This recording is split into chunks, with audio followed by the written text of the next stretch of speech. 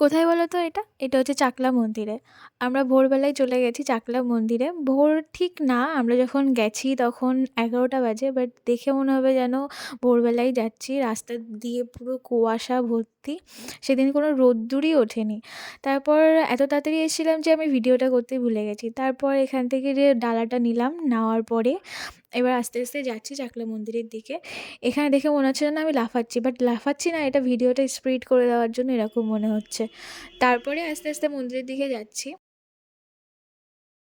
তারপরে আস্তে, আস্তে লাফাতে, লাফাতে আমি চলে গেলাম মন্দিরের দিকে। যেতে, যেতে তারপরে একজনের দর্শন পেলাম। সেটা কে? সেটা হলো এই যে ইনি। এনার দর্শন পেলাম।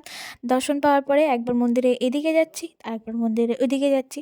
তারপরে দেখে ভাবলাম হয়তো পুজো হয়ে গেছে, আর পুজো হবে না। তারপর সবার কাছে শুনে টুনে নেওয়ার পরে বলল, "না, এখনও শেষ হয়নি, এখনও হবে।" তারপর ওখানে আবার এমন একটা সিস্টেম আছে, ওখানে আবার টাকা দিতে হয়। টাকা দিলে তারপর মন্দিরের মধ্যে ঢুকতে দেবে, টাকা না দিলে বাইরে পুজো দিয়ে চলে যাও। এটা আবার কেমন সিস্টেম জানি না, বাট এখানে এরকম সিস্টেম। তাও আমি মন্দিরের ভেতরে ঢুকে তাই পুজো দিয়েছিলাম। এই যে লোকনাথ বাবা, তোমরা সবাই দর্শন করে নাও, প্রণামটাও করে নিও যেন ২৪ সালটা খুব ভালো যায়। আমিও প্রণাম করে নিচ্ছি যেন আমার ২৪ সালটা খুব ভালো যায়। তারপরে আস্তে, আস্তে এখানেই আবার ধূপ ধরাচ্ছি। ধূপ ধরাতে গিয়ে আবার ধরাতে পারছি না। এত আর এত হাওয়া দিচ্ছে যে মোমবাতিগুলো সব লিভে যাচ্ছে। আর ধূপকাঠিটাকেও আমি ধরাতে পারছি না। তারপর যা হোক করে ধূপকাঠিটা ধরিয়ে নিয়ে মন্দিরের সামনে গিয়ে একটুখানি দেখিয়ে নিয়ে এসে আবার লাফাতে, লাফাতে চলে যাচ্ছি।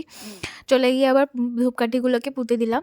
তারপরে মোমবাতি ধরাচ্ছি। প্রচুর চেষ্টা করার পরে মোমবাতিটাকে ধরাতে পারলাম। ধরানোর পর আমি আর মোমবাতিটাকে পুঁততে পারছি না। সে হচ্ছেই না। তারপরে আস্তে, আস্তে ওই যে ধূপকাঠির যে ছাইগুলো থাকে সেগুলো মাটি মতন হয়ে গেছিলো। তাই ওর মধ্যে পুঁতে দিয়ে চলে আসলাম। তারপর চলে আসলাম টিকিট কাউন্টারের ওখানে ভোগ খাওয়ার জন্য। ওখানে আমি খিচুড়ি নিয়েছিলাম। খিচুড়ি আর একটা কী আইটেম আছে জানি না, সেটা আমি নিয়েছিলাম খিচুড়ি। তার জন্য ওখানে ৩৫ টাকা করে নিয়েছিল। সেটা বিল পেমেন্ট করে নিয়ে টিকিটটা নিয়ে তারপর আস্তে, আস্তে ওই ডালাটা দিতে চলে গেলাম। যে ডালাটা নিয়েছিলাম তার সেই দোকানে দিচ্ছি। এই যে উনি আবার এগুলো প্যাকিং করে দিয়েছে। দেওয়ার পরে চাকলা মন্দিরের পাশেই আরেকটা কালী মন্দির আছে, সেখানে যাচ্ছিলাম। সেখানে গিয়ে একটু প্রণাম টনাম করে আসলাম।